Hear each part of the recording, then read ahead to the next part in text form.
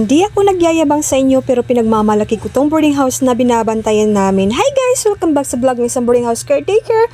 Bakit ko nga ba ipinagmamalaki sa buong universe itong boarding house namin? Kala mo may-ari? Sabi ng isang commenter ko.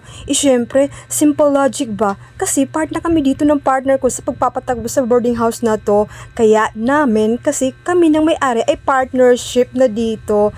Kami nangangasiwa dito from accepting or choosing the renter hanggang sa pagbayad ng mga bills. Ganon, kaya huwag kayong inggitera kung sasabihin kong namin. Wala naman kaming inaangkin dito kundi mga trabahuin dito. Aside from that, ang haba na kasi kung laging may kasunod na binabantayan namin ang sasabihin ko. So anyways, balik tayo sa topic ko ngayon.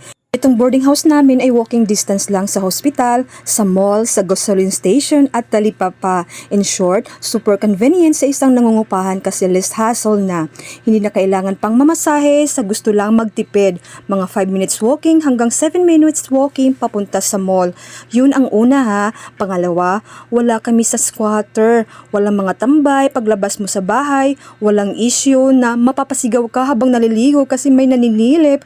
Wala kang maririnig na nagsisigawan dahil nagrarambulan ang kapitbahay. Walang mga marites na mamiminta sa suot mo at higit sa lahat, walang bangag na nakabalandara sa daanan mo. In short, peaceful at mas safe ang paninirahan namin dito. Pangatlo, hindi kami dito bahain. Hindi namin naranasan dito na lumusong sa baha habang nasa bahay. Yolanda lang talaga ang nakapabaha dito, promise. Ang galing kasi ng may-ari ng boarding house na to, sinigurado talaga niya na hindi agad babahain ang bahay na to kasi ang taas ng pag-feeling nito bago patayuan ng bahay. Kaya kahit ng Yolanda, mga kapitbahay namin lubog na sa baha. Pero itong boarding house namin, lampas tao lang, di umabot sa second floor. So pagdating sa baha issue, safe ang boarding house namin. Pang-apat at panghuli, wala ka na atang makikita na 1,000 na renta ng boarding house kada kwarto. Tapos good for 2 pa with no minimum electric bill and water bill plus no deposit na hinihingi. Dito sa boarding house namin, masasabi kong ang demokrasya ay umiiral. Charot. Yes, totoo yun ha. Kasi from kuryente hanggang sa tubig, may free will ka kung hanggang saan ang kaya mong bayaran o kung gusto mong magtipid. Bakit ko nasabi ito? Kasi in terms sa electricity, may mga submeter bawat kwarto. Ibig sabihin, nasa sayo kung paano mo gamitin ang kuryente mo. No minimum fee. Sa tubig naman, meron kang pagpipilian. Kung gusto mo magtipid, meron ditong deep well na libre mong magagamit anytime with no maintenance fee. Kung may budget ka naman, may nawasa dito pero kailangan mong bilhin per balde.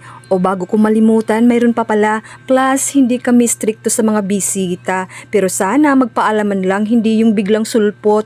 May kalayaan dito as long as i-prioritize muna ang kaligtasan at karapatan ng bawat isa sa oras ng pahinga. Gusto ko kasi na ma-feel ng mga boarders dito na parang nasa sariling bahay lang sila. May privacy pero syempre may cushion para masiguradong ang lahat ng nakatira dito ay safe at well rested. O ayan, kahit gusgusin man sa paningin nyo itong boarding house namin ay ipinagmamalaki ko to kahit pa hanggang buong universe. O hanggang dito na lang. Live, love, laugh. Okay, bye!